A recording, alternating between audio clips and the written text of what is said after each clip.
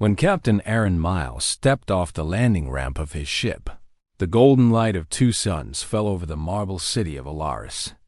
It was the capital of the Lyrian Empire, a world known for its tall crystal towers and glowing skies. The air shimmered with soft energy fields, and the people who lived there looked like walking art.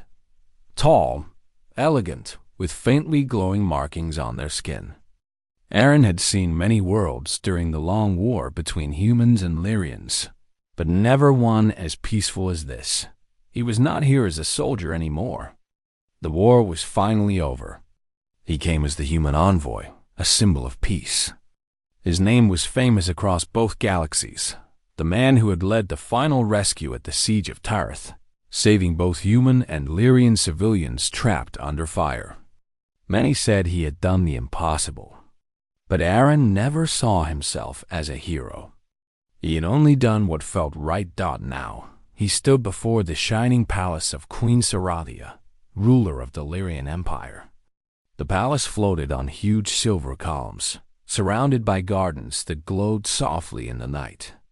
Lyrian guards bowed slightly as he walked by, though some still looked at him with suspicion. The memory of war was not easy to forget. Inside the great hall, 1,000 lights floated in the air like tiny stars. The queen sat upon a throne of glass crystal, her silver hair falling like a river over her shoulders. Her golden eyes were calm but sharp, filled with wisdom and authority. Everyone in the hall, nobles, soldiers, and envoys, bowed deeply as she rose. "Captain Aaron Miles of Earth," she said, her voice soft but strong. "You stand where no human has stood before, in peace, not battle.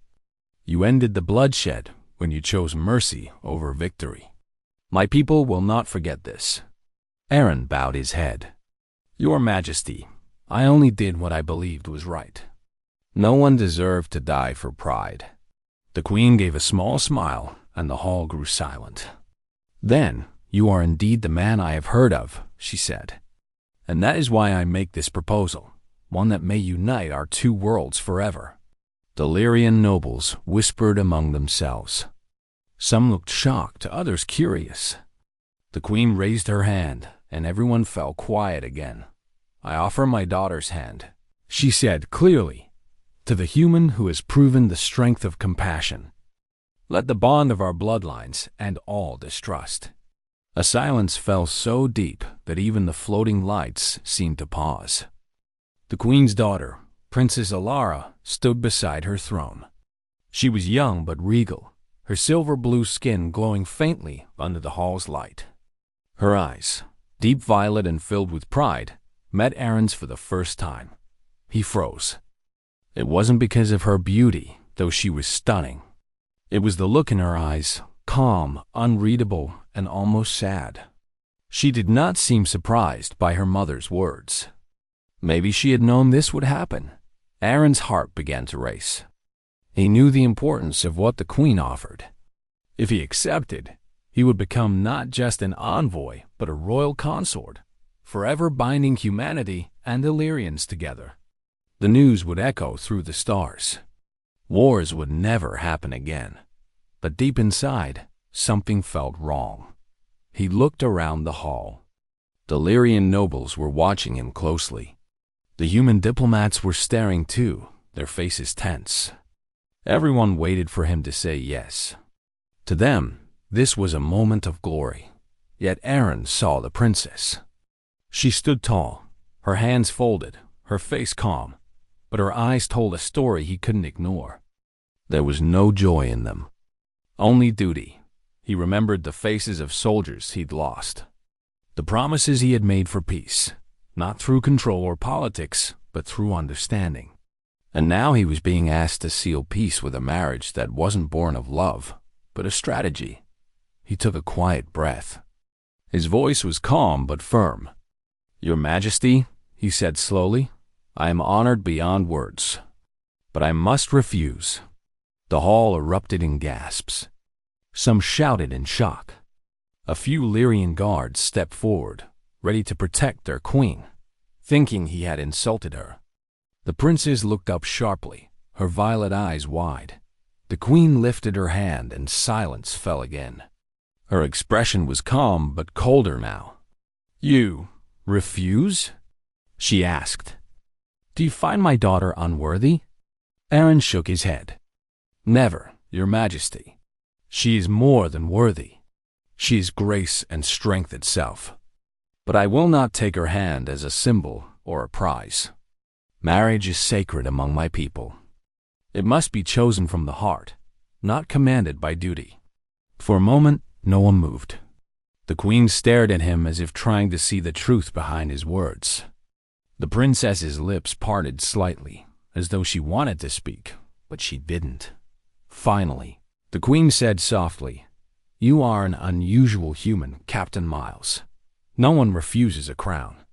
No one refuses my daughter. Tell me, do you believe your heart's will is stronger than the will of empires?" Aaron looked up at her. "Yes, Your Majesty, because only when hearts choose freely can empires truly live in peace." A long silence followed. Then, to everyone's surprise, the queen smiled faintly, not with anger, but curiosity. "Very well," she said quietly. "Perhaps you speak truth, or perhaps you are a fool. Time will tell." She turned to her daughter. "Alara, you may leave." The princess bowed slightly and walked past Aaron without a word. Yet as she passed, her eyes met his for the briefest second, and in that single glance he felt something strange. It wasn't anger. It was a spark, something questioning and alive. When the queen dismissed the court, Aaron was escorted to his quarters under guard. Some Lyrian officers avoided his eyes. Others whispered as he walked by, calling him arrogant or foolish. To them, he had just insulted the crown. But that night, as he stood on his balcony overlooking the glowing city, he didn't regret his choice. The night sky of Alaris shimmered with twin moons, and the wind carried a soft alien hum. He wondered if the princess was awake, perhaps staring at the same sky, thinking about his refusal. He didn't know why, but he hoped she was. The next morning, he was summoned again to the throne room. The queen was there, her eyes sharp and unreadable. "Captain Miles," she said, "you speak of the heart. Then you will have a chance to prove yours. I have a mission for you." Aaron straightened. "What kind of mission, Your Majesty?" She stepped closer, her golden eyes gleaming. "A group of human colonists has gone missing near the ruins of Sarith. It is a dangerous region, filled with storm beasts and ancient traps. You will go and find them. My daughter will accompany you." Aaron was surprised. "Your daughter?" The queen nodded. "Yes, perhaps she will learn something about the human heart you speak of. And perhaps you will learn the true meaning of refusal." Aaron bowed his head. "As you command." As he turned to leave, the queen's voice softened behind him. "Captain," she said, "you are either the bravest man I have met, or the most foolish. We shall see which before long." Outside the throne room, the princess was waiting. She wore light armor, her silver hair tied back, her violet eyes meeting his with calm curiosity. "So," she said quietly, "you refused me. I wish to understand why." Aaron smiled faintly. "Then come with me. You'll see soon enough." And as they walked toward the waiting ship under the rising suns, both of them knew something far greater than politics was about to begin. The sun of Alaris rose like twin fires over the horizon, painting the sky with shades of silver and blue. Captain Aaron Miles stood near the landing platform, preparing his team for departure. The mission sounded simple: rescue a missing group of human colonists trapped near the ancient ruins of Sarith. But the queen's voice still echoed in his mind. "You will go with my daughter." When Princess Alara arrived, the air seemed to grow quiet around her. She was dressed for travel light armor of crystal alloy, a soft silver cloak that shimmered in the wind, and a look of calm confidence on her face. She moved like someone who had never known fear, Yet her violet eyes carried something deeper curiosity, mixed with pride. Aaron greeted her politely. "Your Highness, you may call me Alara," she said. "If we are to travel together, we can drop the formal words." Aaron nodded. "Then call me Aaron." They boarded the small ship, the Asterwing, and lifted off. The sands of the Alarian desert stretched below them like a golden ocean. Storms moved in the distance, swirling with energy that cracked like lightning. The ruins of Sareth were far deep in a wasteland untouched for centuries. During the flight, neither spoke much. Alara sat quietly, watching the endless dunes. Finally, she turned to him. "When you refused my mother, I expected arrogance or fear. But your words were different. No human has ever spoken to her that way." Aaron smiled faintly. "Maybe because I wasn't trying to impress her. I only spoke what I believed." "And what do you believe?" she asked softly. "That peace can't be built on fear or forced promises," he said. "It has to start with truth, even if that truth hurts." Alara looked out the window again. "Among my people, no one refuses the Queen's will. To do so is to invite exile. Yet she let you live. That means she saw something in you." Aaron didn't answer. He didn't know what the Queen truly saw in him, bravery, foolishness, or something else entirely. Hours later, the ship reached the edge of the storm zone. The desert winds grew violent, slamming against the hull. Aaron's co-pilot shouted, "Captain!" "Sensors detect movement large signatures." "Storm beasts," Alara said quietly. "They guard the ruins. Once, our ancestors believed they were spirits." The ship shook as something massive struck its underside. Aaron gripped the controls, trying to steady the vessel. "Hold on." They crash-landed near the ruins, sliding across the sand until the hull dug deep into a dune. Smoke rose from the engines. Everyone was shaken, but alive. Aaron checked the team, then looked at Alara. "You all right?" She nodded, brushing sand from her armor. "You fly like a madman, human." He laughed softly. "And you fall like royalty." A small smile touched her lips, but it faded when a distant roar echoed across the desert. The storm beasts were close. Massive, six-legged creatures with scales like glass and eyes that glowed red under the stormlight. The team set up defensive shields around the wreck. Aaron moved quickly, giving orders, helping repair equipment, and checking supplies. Alara noticed how calm he remained, even as the beast circled in the distance. "You lead as if you've done this 1,000 times," she said. "War teaches you how to keep moving," Aaron replied. "Even when you're scared. Are you scared now?" "Of the beasts?" "No." "Of failing these people again?" "Always." The princess watched him quietly. She had seen soldiers, generals, and kings, but none spoke with such honesty. By nightfall, they reached the ruins of Sareth. Broken towers jutted from the sand like the bones of a forgotten city. The colonists had taken shelter beneath a collapsed dome, but the entry was blocked by heavy stone. Aaron studied it, then turned to the team. "We dig. No one gets left behind." Hours passed. The wind howled, the sand burned their skin, and the storm beasts circled closer. Yet Aaron refused to rest. When one soldier's arm gave out, Aaron took the shovel himself. When another panicked, he calmed them with steady words. Alara helped too, her royal hands now covered in dust. For the first time in her life, she worked beside soldiers and humans alike. She saw the way Aaron inspired them not by commanding, but by sharing their struggle. Finally, they broke through. Inside the collapsed dome, the colonists huddled together, weak but alive. Children cried with relief as light poured in. But before they could celebrate, a thunderous roar shook the ground.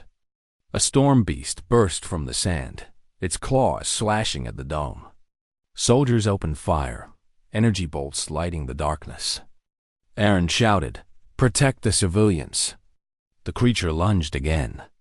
The energy shields flickered. Elara raised her staff and fired a pulse of bright light, striking the beast's face. But it only enraged it further. Aaron grabbed a broken power cell from the ship's wreckage and ran straight toward the creature. Elara's eyes widened. "Aaron, no!" He threw the cell into the creature's mouth and dove aside. A blinding flash erupted as the power cell exploded, knocking both of them to the ground. When the dust cleared, the beast was gone, turned to shimmering dust under the moons. Aaron lay still, breathing heavily. His arm was cut, his armor cracked. Elara knelt beside him, her voice trembling slightly. "You're hurt." "I've been worse," he said with a tired grin. "Are the colonists safe?" "Yes," she whispered. "Because of you." She helped him sit up. The soldiers cheered quietly. For the first time, Elara saw what true courage looked like, not the kind born from royal blood, but from a human heart that refused to give up Dot by the next morning. They repaired the ship and began their return. The colonists slept inside the cabin, and the desert storms faded behind them.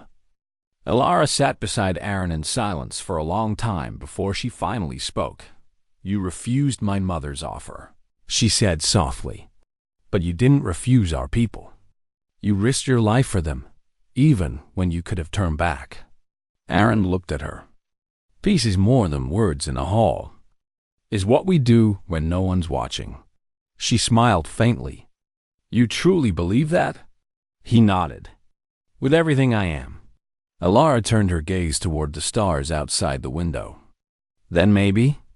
My mother chose wisely when she called you here." When they landed at the palace, the queen was waiting on the steps, surrounded by guards and nobles. Her eyes studied her daughter's torn armor, the sand-covered humans, and Aaron's wounded arm. She stepped forward slowly.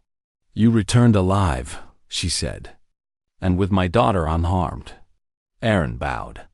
"Your Majesty, the colonists are safe. The ruins of Sareth still stand." The queen's golden eyes softened. "You refused my daughter's hand," she said, "but not her life. You saved what mattered most." Aaron shook his head. "No crown or alliance can mean more than life itself, Your Majesty. I only did what anyone with a heart would do." A quiet murmur spread through the court. The queen looked at her daughter. "Elara, what do you say?" Elara stepped forward. "Mother, I have seen the truth of the human heart. He refused your offer, but he showed honor that even our highest generals have forgotten. If peace is to last, it must be built by people like him." The queen was silent for a long time, then smiled faintly. "Then so it shall be. The bond between our worlds will not come from marriage, but from understanding." She turned to Aaron. "You have done what no army could. You have earned my respect. You may go where you wish, human, but know this. My daughter now sees you not as a stranger, but as something far greater." Aaron bowed again. "Then peace begins today." As he left the throne room, Elara followed him to the courtyard. The twin moons hung high, shining silver across the marble paths. "You changed everything," she said softly. "Even my heart." Aaron smiled. "Maybe it wasn't change. Maybe it was just a reminder that peace is possible when we see each other as equals." Elara looked at him with warmth in her eyes. "Then I hope this is not goodbye, Aaron Miles of Earth." He looked toward the stars, the light glinting in his eyes. "Neither do I, Princess Elara of Alaris." And under the glowing twin moons, a human and an alien princess stood side by side, proof that sometimes one act of honesty could rewrite the fate of two worlds.